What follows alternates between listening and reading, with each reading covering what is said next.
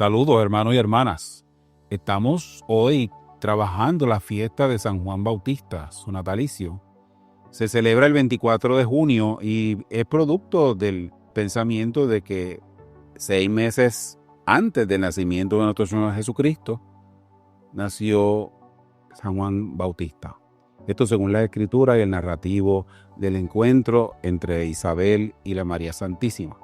Así que vamos a explorar un poco la experiencia de Juan el Bautista, santo patrón de nuestra catedral, de donde estábamos grabando esta experiencia del día de hoy. El Bautista fue anunciado desde mucho tiempo antes, muchos siglos antes. Isaías ya hablaba de este que iba a venir a hablar del Señor o abrir el camino del Señor, a plantear la llegada de esta nueva luz que cambiaría el mundo.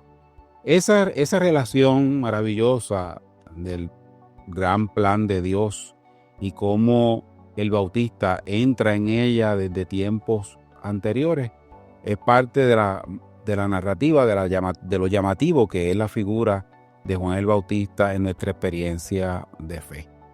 Vale la pena rescatar un poco de la historia de Juan el Bautista. Nace de la experiencia del plan de Dios puesta en marcha. Cuando el ángel se le aparece a la Santísima Virgen, ya le habla de que hay un niño que va a nacer de su prima.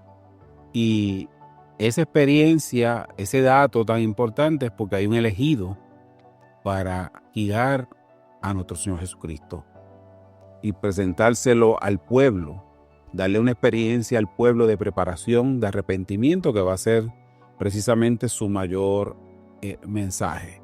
Su padre Zacarías era un sacerdote del templo y recibe también esa revelación de que va a nacer un niño. De su matrimonio, que son muy viejos para tener niños, y el ángel promete que este niño va a nacer y va a tener un futuro en la bendición de Dios.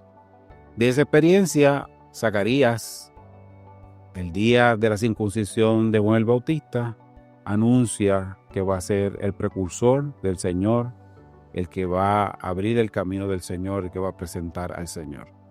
Así que la experiencia de ese niño, de Juan el Bautista, está anticipada por los ángeles, por los milagros y el toque de Dios en la vida de su madre, en la vida de su padre, en la vida misma de la Virgen María cuando se advierte de este niño. Este es el niño que se sobresalta cuando María visita a su prima Isabel. Así que ciertamente es un escogido para este gran plan de Dios en la tierra. Su vida se torna en búsqueda de un espacio de adoración y servicio a Dios, tratando de rescatar los principios de respeto, tratando de rescatar los principios de arrepentirse delante de Dios, de trabajar una vida nueva, en palabras de Isaías, de enderezar las curvas, de rellenar los llanos, de producir un tiempo y un espacio delante de Dios que fuera digno, justo y lleno de Dios. Y es ese Bautista el que se va a encaminar y va a predicar desde el desierto, va a llevar una vida ascética, y lo vemos siempre representado en el desierto, lleno de ese espacio árido, pero a la misma vez provocando a sus seguidores para el arrepentimiento. Va a vestir de piel de camello, habla de que comía insectos en el desierto, lleva una vida de restricciones para agradar mejor a Dios. Y en esa experiencia declara que aquellos que se arrepienten de corazón, aquellos que se trabajan para agradarle a Dios y declaran que van a trabajar una nueva vida delante de Dios, Él los bautiza, ¿verdad?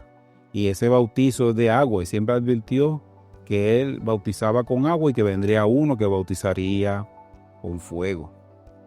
Esa experiencia del bautismo es distinta a la que va a ocurrir más tarde en nuestra vida religiosa. Esta experiencia de bautismo de Juan lo que buscaba era marcar un punto de arrepentimiento en la vida de sus seguidores. y dejar el espacio siempre abierto para el que iba a venir, para que el que realmente era el que iba a transformar y tocar vidas, el Mesías. Ese encuentro maravilloso que las Sagradas Escrituras nos narran del encuentro del Bautista con Jesús, el día del bautismo del Señor, también otro momento de mucha humildad narrada en los Evangelios. Ese encuentro donde el Bautista se siente abochornado casi porque tiene que bautizar a Jesús. Y Jesús le dice que es parte del gran proyecto y que tiene que bautizarlo. Ocurre el bautismo y sabemos la imagen que es muy, muy conocida de Jesús saliendo de las aguas, la paloma revoloteando sobre él y la voz que viene de Dios diciendo que este es su Hijo amado.